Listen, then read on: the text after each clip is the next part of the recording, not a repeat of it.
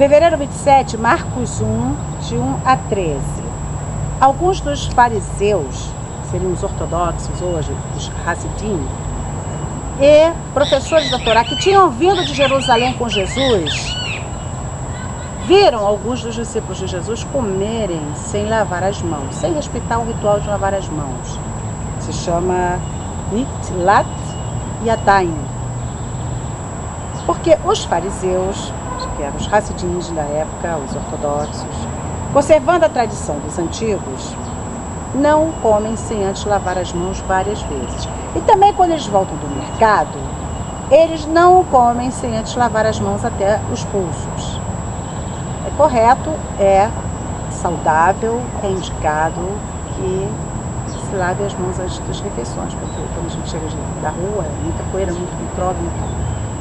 Mas isso, como nós já falamos antes, não pode virar um fardo.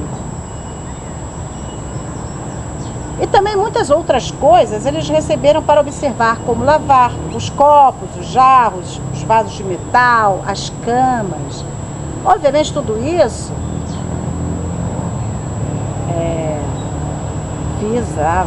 visa a saúde do povo.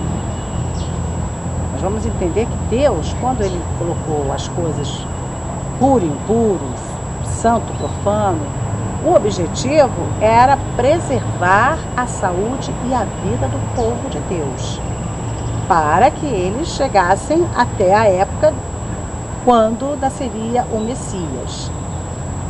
Era importante. Então Deus colocou as coisas de uma forma que seria como um desrespeito religioso você não cumprir essas regras de higiene, porque era a única forma que tinha naquela época das pessoas compreenderem a necessidade.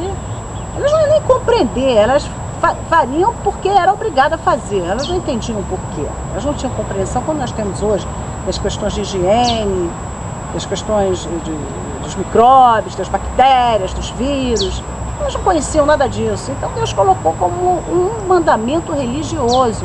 Quer dizer, óbvio, não é contextualizando a situação, que a palavra de Deus não se contextualiza, mas a pessoa tem que ter bom senso e compreender o objetivo, o espírito da lei. O espírito da lei é o quê? É que se preserve a vida do povo de Deus. E Jesus vai explicar isso, olha só. Eles perguntaram a Jesus: por que os teus alunos não respeitam a tradição dos antigos e comem pão sem lavar as mãos? E Jesus respondendo lhes disse: bem profetizou Isaías a respeito de vocês, como está escrito. Está escrito em Isaías 29:13. Jesus citou essa passagem. Este povo me honra com os lábios e o seu coração está bem longe de mim. E é em vão que me honram, ensinando doutrinas que são mandamentos de homens, os quais cumprem por rotina. Jesus fala, porque abandonando a Torá de Deus, vocês guardam a Torá dos homens. Quer dizer, abandona a lei de Deus para guardar a tradição. A tradição é mais importante do que a palavra de Deus. É isso que Jesus está falando. E para guardarem a tradição dos antigos, vocês invalidam o mandamento de Adonai. Como? Que Moisés escreveu: honrarás teu pai e tua mãe. E também escreveu: quem amaldiçoar pai e mãe será morto. Nós já lemos isso. Mas vocês dizem: se um homem diz que o que ele deveria dar para o sustento dos pais é corbã, é oferta para o Senhor, nós sabemos que os sacerdotes e os levitas todos comiam da oferta. A oferta era dividida entre eles. Se o homem dissesse: não, esse dinheiro que eu tenho aqui era para sustentar meu pai, mas eu vou dar de oferta ao Senhor, vocês acham que isso está certo? Vocês então não lhe permitem fazer nada por seu pai ou sua mãe. E, deixando de honrar pai e mãe, para honrar a tradição de vocês, vocês fazem com que ele anule a palavra de Deus. Porque Deus fala, tem que honrar pai e mãe, não pode, né? Se você amaldiçoar pai e mãe, será morto. Então, eu não vou deixar o pai e mãe morrendo de fome, porque eu vou fazer uma oferta para o altar. E eles dizem que estava certo isso. Jesus está falando, isso está errado.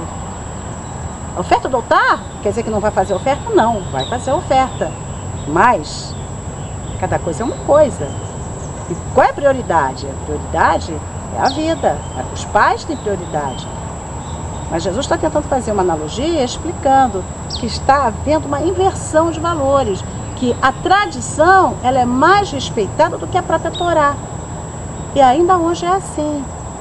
Se dá mais importância à tradição e à Torá oral do que à própria Torá escrita por Moisés e pelos outros também. É isso que Jesus está falando aqui. E ele vai continuar, nós vamos ver como é que ele vai continuar.